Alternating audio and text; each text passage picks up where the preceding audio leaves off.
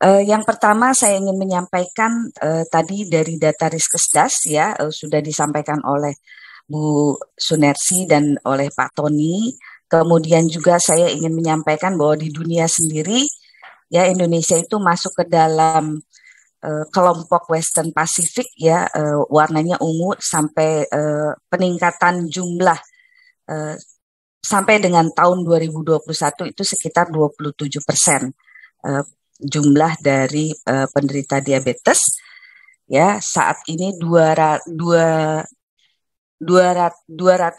miliar sampai nanti diprediksi pada tahun 2024 260 miliar penderita diabetes.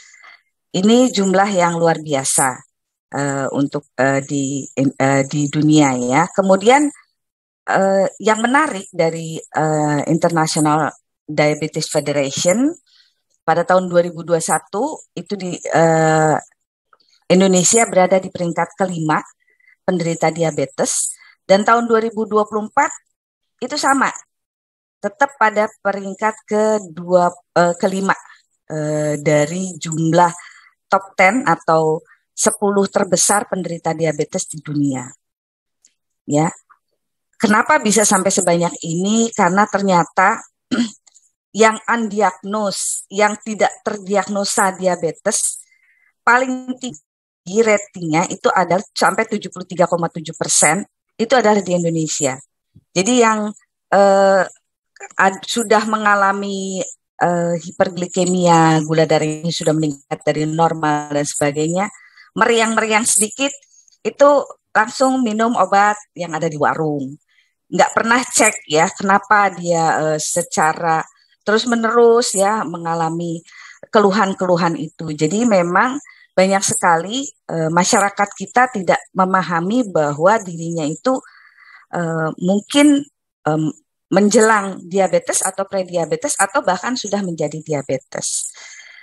Nah, dari Kemenkes itu kita melihat bahwa meningkatnya prevalensi diabetes di Indonesia sekalipun ya, itu karena pola konsumsi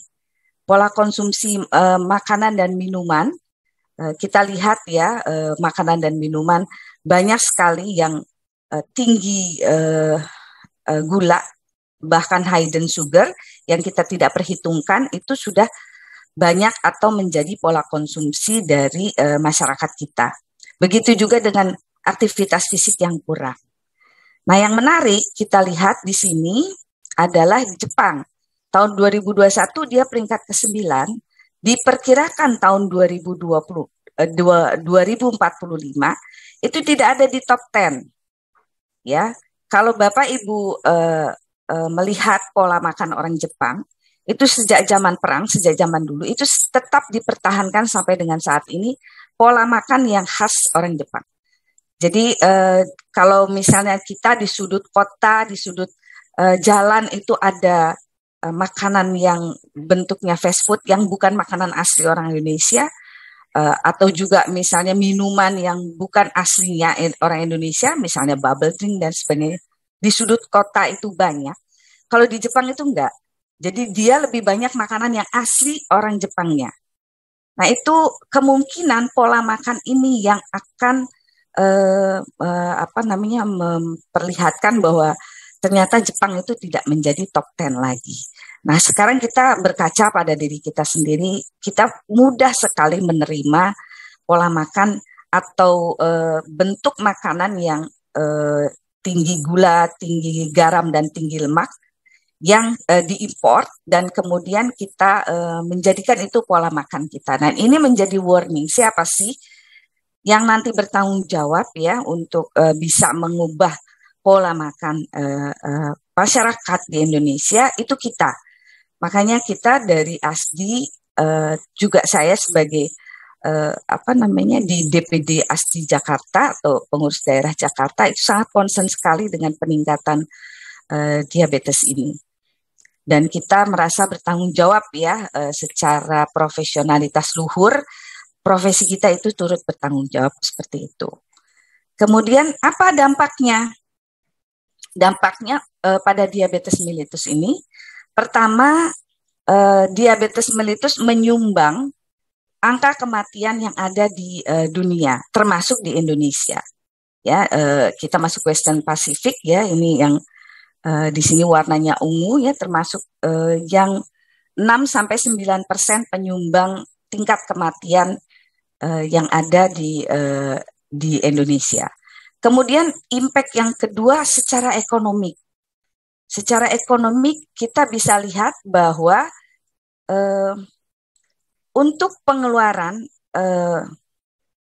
per orangnya, biaya pengeluaran untuk kesehatan per person dengan diabetes itu cukup tinggi ya di dunia. Tetapi kita bisa melihat negara-negara maju itu yang paling tinggi pengeluarannya, sampai dengan $15.000. Kita rendah, ya kita rendah, sehingga makanya itu menjadi tanggung jawab pemerintah kita dan juga tanggung jawab kita bagaimana caranya kita mengatasi diabetes ini dengan biaya kesehatan yang tidak bisa banyak seperti halnya di negara-negara maju, ya termasuk Jepang, di Eropa, di Amerika itu biaya pengeluarannya untuk pengelolaan diabetes sangat tinggi karena mereka concern supaya tidak terjadi ledakan jumlah diabetes di tahun 2024. Saat ini negara-negara maju sangat concern untuk mengendalikan jumlah diabetes. Nah, bagaimana dengan kita? Di Indonesia sendiri tadi sudah disampaikan dari data Riskesdas, ya maaf.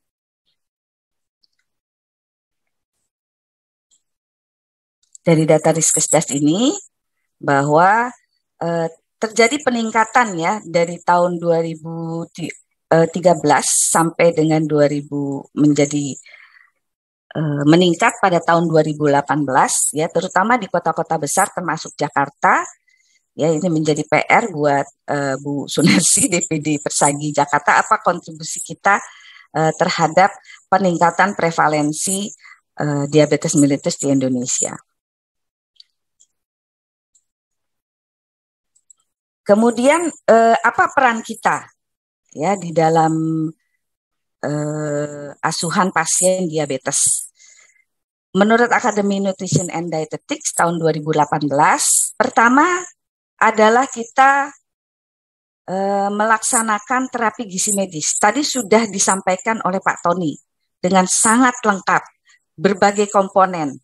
Kelola asupan karbohidrat, kelola berat badan itu menjadi inti utama dari dan juga aktivitas fisik ya dari medical nutrition therapy untuk pasien diabetes. Kemudian RDN juga bertanggung jawab untuk mencegah, jadi tidak hanya yang sudah sakit diabetes, mencegah perkembangan prediabetes menjadi diabetes ya. Kalau kita di rumah sakit itu ngurusin diabetes supaya tidak menjadi punya komplikasi atau pasiennya itu mengalami diabetes ketoasidosis karena hiperglikemia. Nah, teman-teman di puskesmas itu bisa mencegah supaya prediabetes ini tadi orang yang gemuk ya, diabetes yang gestasional tadi yang Pak Tony sampaikan, umur 25 tahun dia diabetes gestasional. Ya, kalau tidak diatur pola makannya dan dirubah pola makannya yang keliru sebelumnya, umur 45 tahun dia kemungkinan besar menjadi penderita diabetes. Itu kita harus concern. Jadi para teman-teman yang ada di puskesmas, ada DM gestasional, memang setelah dia melahirkan nggak DM lagi. Maksudnya gula darahnya nggak tinggi lagi, tetapi dia menjadi beresiko menderita diabetes di kemudian hari. Entah 5-10 tahun lagi yang akan datang kalau pola makannya tidak diperbaiki. Jadi ini fungsi kita, pencegahan. Selain kita melakukan terapi pada yang sudah sakit diabetes supaya tidak terjadi komplikasi lebih dalam, lebih banyak, ya baik itu DKA maupun yang komplikasi dari diabetes sendiri, jantung, ginjal, dan sebagainya. Nah, kedua adalah kita mencegahnya. Nah, ini peran kita juga. Kemudian terapi gizi medis ini yang dilaksanakan ini kita upayakan, kita perjuangkan untuk masuk ke dalam sistem pelayanan kesehatan. Ada berbagai pertanyaan tadi yang masuk mengenai bagaimana pelayanan BPJS, BPJS-nya itu juga harus ada rujukan dari DPJP, bagaimana edukasi yang berulang satu set itu 6 kali pertemuan, ya memang secara teori seperti itu untuk menyampaikan perubahan agar pasien diabetes itu ada perubahan dari perilaku, perubahan pengetahuan, perubahan perilaku untuk menjadi hidup lebih sehat. Dan kita upayakan untuk terapi gizi medis ini yang dilakukan oleh RDN ini, oleh Registered Dietitian, bisa diintegrasikan ke dalam sistem kesehatan. Ya, ini dari AND. Kemudian bagaimana dari Perkeni, ya Persatuan Endokrin yang menjadi acuan kita dalam memberikan pelayanan asuhan gizi pada diabetes.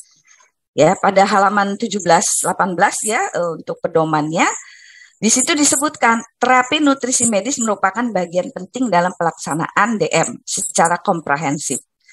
Kemudian kunci keberhasilannya adalah keterlibatan seluruhnya, ya apakah itu dokter, ahli gizi, petugas kesehatan lain, supaya apa? Tadi supaya pasien bisa mandiri dalam mengelola diabetesnya. Jadi terapi nutrisi medis ini yang disebutkan dalam Perkeni ya, pedoman pengelolaan pencegahan DM tipe 2 di Indonesia agar pasien mencapai sasarannya, yaitu tadi hidup sehat, better quality life, seperti topik kita hari ini. Kita berkontribusi di situ untuk membuat penderita diabetes mempunyai hidup yang lebih baik, ya hidup berkualitas dan tetap sehat selalu. Nah, tadi yang disampaikan bahwa terapi gizi medis atau MNT yang tadi disampaikan Pak Tony, itu yang mengerjakan siapa? Ahli gizi. Ya, yang mengerjakan tuh ahli gizi, bukan yang lainnya ahli gizi. Itu menjadi dari AND juga disampaikan itu adalah tugasnya ahli gizi. Organisasi profesinya adalah Persagi, regulasinya adalah dari Undang-Undang Tenaga Kesehatan nomor 36, tenaga gizi itu disebut nutritionist dan dietitian. Jadi yang mengerjakan MNT itu adalah dietitian, ya. Dalam surat edaran DPP ya tadi disebutkan dalam Perkeni soalnya terapi nutrisi medis, ya terapi nutrisi medis. Tetapi kalau kita tidak pakai kata nutrisi, maka terjemahan dari MNT Medical Nutrition Therapy yang tadi dijelaskan oleh Pak Tony adalah terapi gizi medis, bukan terbalik, bukan terapi medis gizi ya, terapi gizi medis sebagai bahasa Indonesianya terjemahannya dari Medical Nutrition Therapy yang pengertiannya adalah terapi gizi yang diberikan oleh dietitian pada pasien dengan kondisi medis tertentu. Pada kondisi medis tertentu siapa yang menegakkan? Pasti bukan kita. Kewenangan kita tidak menegakkan diagnosis medis. Kewenangan kita adalah memberikan terapi gizi medis, di mana nanti kondisi medisnya atau diagnosis medisnya adalah ditentukan oleh DPJP, dokter penanggung jawab pelayanan. Tadi banyak pertanyaan tentang bagaimana kolaborasi kita dengan DPJP dan nanti mari kita diskusikan bersama ya dengan Pak Tony, dengan Bu Herlina, dengan Mbak Lulu bagaimana kolaborasi kita yang manis, yang baik sebagai bentuk interprofessional collaboration dari medical nutrition therapy ini.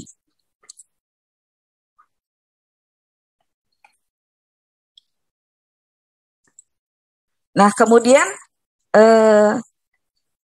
di dalam penjelasannya, mengapa sih kita harus memahami DCMES ya, yang nanti juga selain kita bicara medical nutrition therapy, kita bicara juga dengan DCMES ya yang nanti disampaikan oleh Bu Herlina. Ya, menurut American Diabetes Association tahun 2019, Standard of Medical Care in Diabetes ya, manajemen gaya hidup itu adalah dasar dari asuhan gizi. Jadi, kita merubah gaya hidup. Kita merubah gaya hidup pasien diabetes. Sudah dijelaskan sama Pak Tony panjang lebar tadi. Jadi ketika kita mengelola dietnya, kita bukan menjadi polisi makanan, tetapi kita merubah gaya hidup pasiennya untuk beradaptasi atau untuk menyesuaikan pola makan yang harus dilakukan dalam mengelola berat badan, mengelola gula darahnya atau kontrol glikemiknya. Jadi dalam memanajemenkan gaya hidup pada penderita diabetes, maka kita harus menerapkan DCMES, ya, terapi gizi medis, tadi medical nutrition therapy sudah dijelaskan, aktivitas fisik juga sudah dijelaskan sama Pak Tony. Kemudian konseling berhenti merokok. Nah, ini kasus nanti ada masalah merokok ini, ya. Jadi nanti ini kita komplit lah hari ini. Mudah-mudahan terbahas dengan baik, ya. Walaupun kita tahu ini karena terbatasnya waktu, mungkin tidak terlalu dalam. Mudah-mudahan nanti bagian-bagian yang perlu ditambahkan kita akan seminarkan lagi berikutnya. Kemudian yang berikutnya adalah perawatan psikososial. Jadi jangan berpikir bahwa penderita diabetes itu tidak mengalami hambatan emosional. Apakah dia waktu pertama kali didiagnosis atau setelahnya? Karena dia harus merubah gaya hidup, merubah pola makan, dan sebagainya. Kemudian juga kalau misalnya sering pipis ya di malam hari, kemudian dia kecapean, ngantuk di tempat kerja, itu menimbulkan stres. Itu semua masalah-masalah penderita diabetes, termasuk masalah disfungsi seksual buat penderita diabetes laki-laki, itu juga menjadi masalah. Ini yang kita hadapi, ya, dari masalah-masalah psikososial penderita diabetes yang nantinya akan mempengaruhi bagaimana dia menerapkan pola makan. Jadi seorang dietitian dan nutrisionis itu juga harus memahami hal ini. Nah, DCMS ini bertujuan memfasilitasi peningkatan pengetahuan dan keterampilan penderita diabetes untuk dapat mengelola diabetes secara mandiri. Ini tanggung jawab kita, ya, supaya pasien setelah dirawat di rumah sakit, dia bisa rawat jalannya itu bisa baik, quality of life-nya. Kemudian juga yang pre-diabetes itu juga bisa mengelola hidupnya menjadi lebih baik supaya dia tidak menjadi diabetes. Nah, berdasarkan penelitian Patricia Malinik, ya, tahun 2017, kalau kita menerapkan DCMES dan MNT sekaligus, maka outcome penerapannya itu bisa menurunkan berat badan, ya, jadi bisa sesuai dengan tujuan kita, yaitu menurunkan berat badan, menurunkan kadar HbA1c-nya, ya, dari 8,7 menjadi 6,82, menurunkan trigliserida darahnya, dan meningkatkan kadar HDL atau kolesterol darah yang baik. Ini adalah bukti, dan mungkin banyak lagi bukti yang lainnya dari studi yang lainnya dalam menyampaikan penerapan DCMS dan MNT tadi.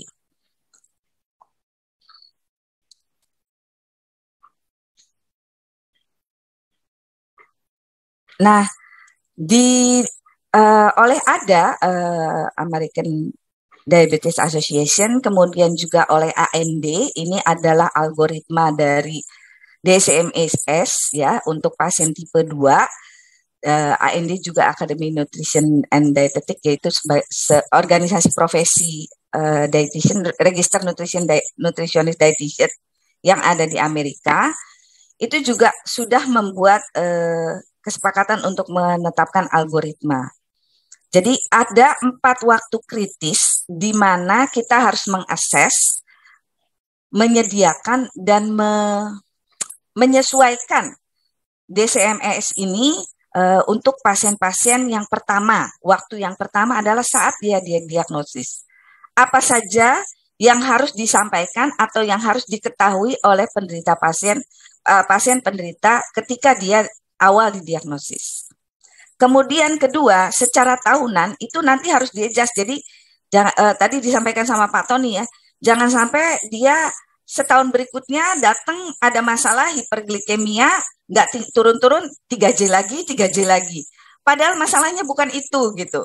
Masalahnya mungkin hal-hal lain yang akan ketemu pada saat setahun kemudian penderita diabetes itu secara reguler untuk dilakukan assessment.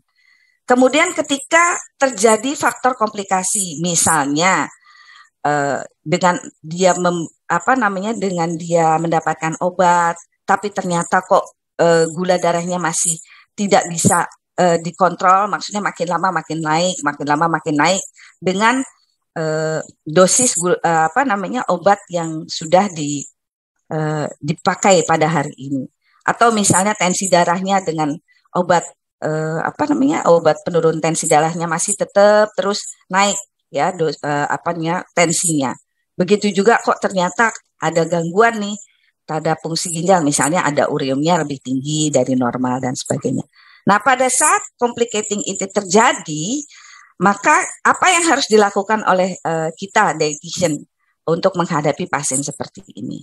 Kemudian yang keempat, ketika memang transisi asuhan itu terjadi. Misalnya dia penderita diabetes, kemudian sudah mengalami masalah ginjal stage 3 atau stage 4 menggunakan diet yang konvensional, apa yang harus dilakukan penyesuaian diet tentunya berbeda dengan diet diabetes yang sebelumnya dia lakukan.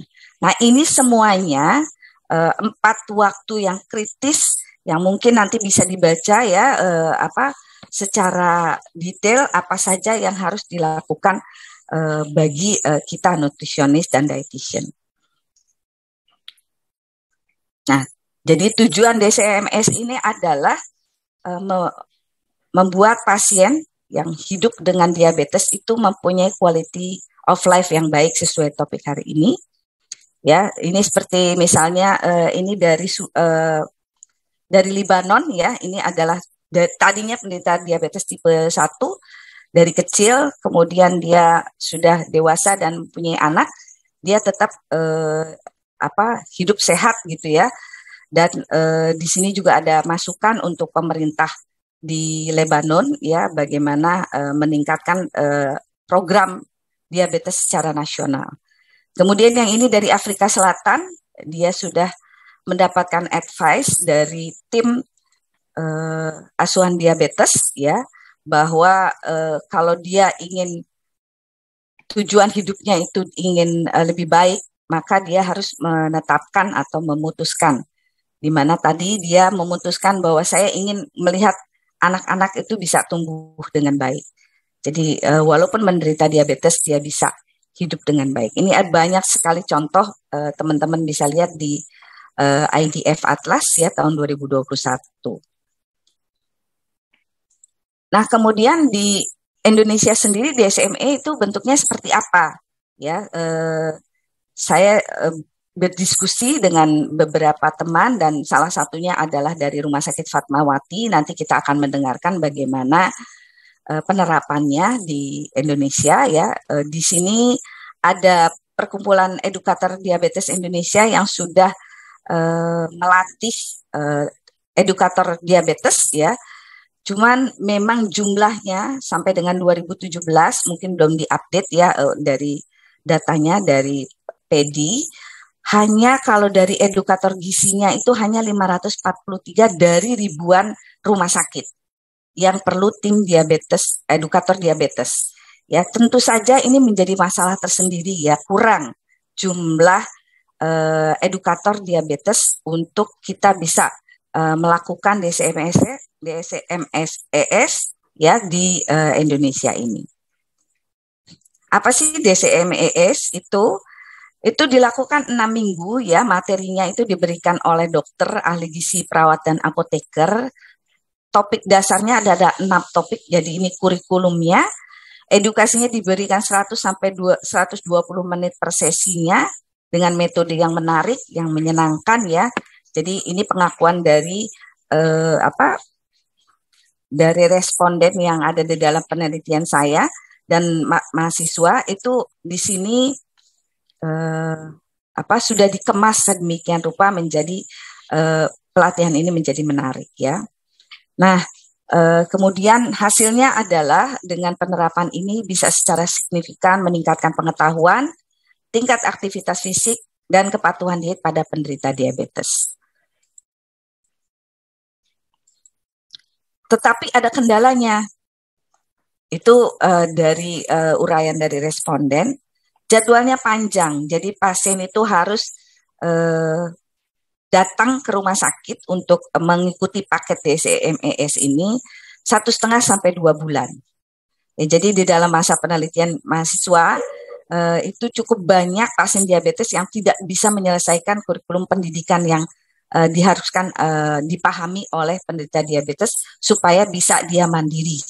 Ya, nah di sini sudah dari Zauzi bahwa edukasi itu bisa dilakukan berbasis elektronik, apalagi kita sudah menjalankan ya bagaimana proses pandemi kemarin dan sampai dengan saat ini jadi lebih enak ya kita bisa menjangkau teman-teman di seluruh Indonesia dengan menggunakan Zoom ya, itu menjadi lebih efektif ya untuk pemberian edukasinya. Nah, ini bisa diterapkan juga untuk penderita diabetes, masyarakat kita yang menderita diabetes, dan tanggung jawab kita nanti bagaimana kita mempunyai solusi memberikan informasi seputar tadi pengetahuan tentang DM-nya sendiri, bagaimana terapi dietnya atau terapi gizinya ya kepada pasien melalui media sosial, media elektronik atau website.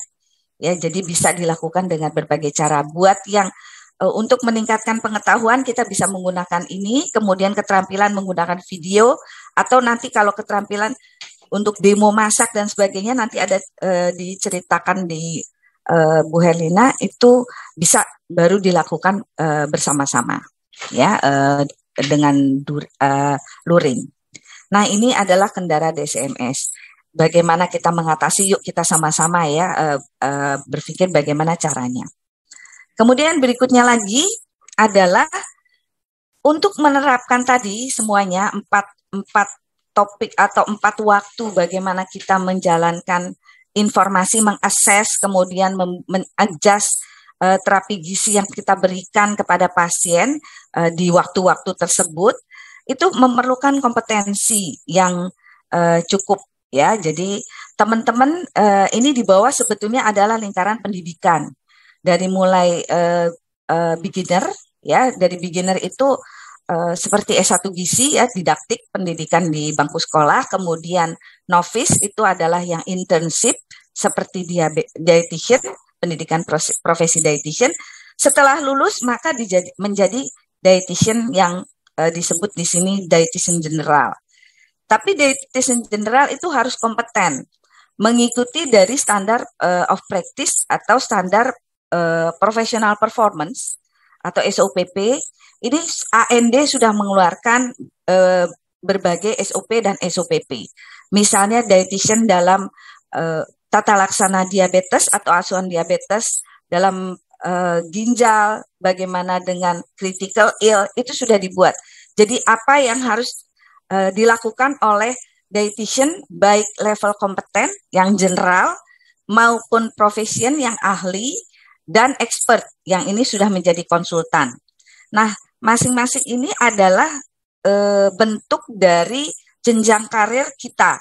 Ya, jadi kalau kita bicara tentang diabetes, ada general dietitian atau dietitian lulusan dietitian itu kemampuannya harus seperti apa untuk asuhan pada diabetes, asuhan gizi pada diabetes. Melakukan MNT-nya seperti apa. Kemudian kalau profession harus seperti apa. Ya, kemudian yang expert harus seperti apa. Tidak semuanya memang harus dilakukan ya oleh misalnya dietitian general, tapi bisa bentuknya yang profession maupun yang expert. Nah, ini jadi ke depan kita juga dari organisasi profesi harus memikirkan tentang bagaimana nanti jenjang karir dari register dietitian berkaitan dengan kompetensi khususnya di diabetes ini seperti apa. Jadi kemungkinan kita akan membuka spesialis, dietitian spesialis ya. Kita berdoa saja, mudah-mudahan nanti bisa terjadi atau tercapai di Indonesia ini ada pendidikan untuk dietitian spesialis yang profisien ini. Nah, saya ingin menggambarkan kompetensi nutrition dietitian dalam mendukung pengelolaan dan pencegahan diabetes. Ini dari American Association Diabetes Educator ya tahun 2016. Ini contoh salah satu domain aja, ada banyak, ada 6 domain. Dalam satu domain ada banyak komponennya. Misalnya healthy eating. Untuk diabetes para profesional, siapa saja yang melayani diabetes seperti misalnya DPJP, ahli gizi ya, nutritionist dan dietitian, kemudian perawat dan sebagainya. Untuk diabetes profesional, untuk healthy eating, nah ini healthy eating sebagian besar tanggung jawabnya kita, itu harus bisa mengidentifikasi pola makan sehat ya, untuk secara prinsip harus bisa memahami ini sehingga dia bisa memberikan informasi kepada pasiennya sampai dengan membantu penderita diabetes untuk memilih makanan atau bahan makanan di pasar sehingga dia sesuai. Jadi membeli bahan makanannya itu sesuai, tadi sudah diceritakan harus milih indeks glikemiknya rendah, itu kita bantu memilihnya dari pasien tersebut ya, hal-hal teknis seperti itu. Nah, kalau untuk diabetes edukator sendiri ada level 1 sampai dengan 3, itu misalnya level 3 itu mengakses atau membantu atlet penderita diabetes supaya dia tetap bisa berprestasi dengan kondisi diabetesnya. Itu sebagai salah satu contoh. Kompetensi untuk healthy eating masing-masing ada proporsinya, ada bagiannya. Ini tugas kita untuk mengidentifikasi, untuk melakukan training need analysis, kemudian nanti kita harus lihat bagaimana caranya menerapkan MNT yang tadi disampaikan Pak Tony tadi dalam bentuk pelatihan-pelatihan supaya kompetensi kita bisa secara real bisa meningkat, tadi disesuaikan dengan karir dari diabetes misalnya untuk karir dari dietitian. Nah, ini kemudian pesan saya terakhir ini adalah peran dietitian ya. Tadi dijelaskan dalam PD juga bahwa kita berperan dalam pencegahan ya, pencegahan secara primer. Jadi turut serta mengedukasi masyarakat menerapkan pesan gizi seimbang, itu juga kewajiban kita. Kenapa? Kita mencegah obesitas, tadi ceritanya panjang dari Pak Tony ya. Obesitas itu sumbernya penyakit macam-macam gitu ya. Jadi kita mencegah karena nanti ledakan penyakit degeneratif atau penyakit PTM itu akan terjadi kalau obesitas tidak bisa kita kendalikan. Saat ini pemerintah sedang giat untuk mengelola atau mencegah diabetes. Kemudian peran pencegahan sekunder, ya, di mana kita mengedukasi masyarakat pada kelompok yang beresiko DM. Ya, udah dia obesitas, pola makannya tinggi GGL, tadi sudah disurvei di Riskesdas, aktivitas fisiknya rendah, ada riwayat keluarga, ada pernah dia DM gestasionas, dan lain-lain. Maka kita akan mencegah dengan melakukan perubahan perilaku makan untuk pasien, mencegah kelompok ini menjadi penderita diabetes.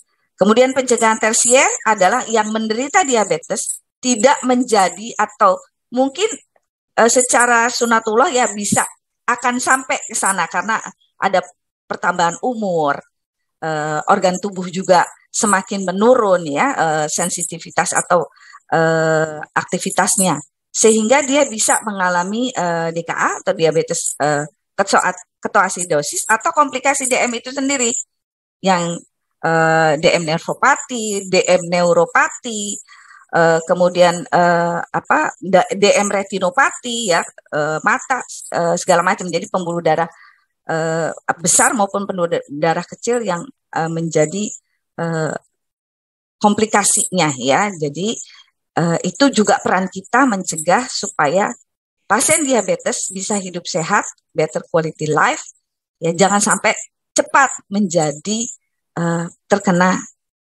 komplikasi. Itu yang ingin saya sampaikan untuk teman-teman semuanya. Yuk sama-sama kita bekerja bersama, belajar bersama untuk bisa meningkatkan kapasitas diri dalam kontribusi kita kepada masyarakat dan kepada negara ini. Terima kasih. Assalamualaikum warahmatullahi wabarakatuh.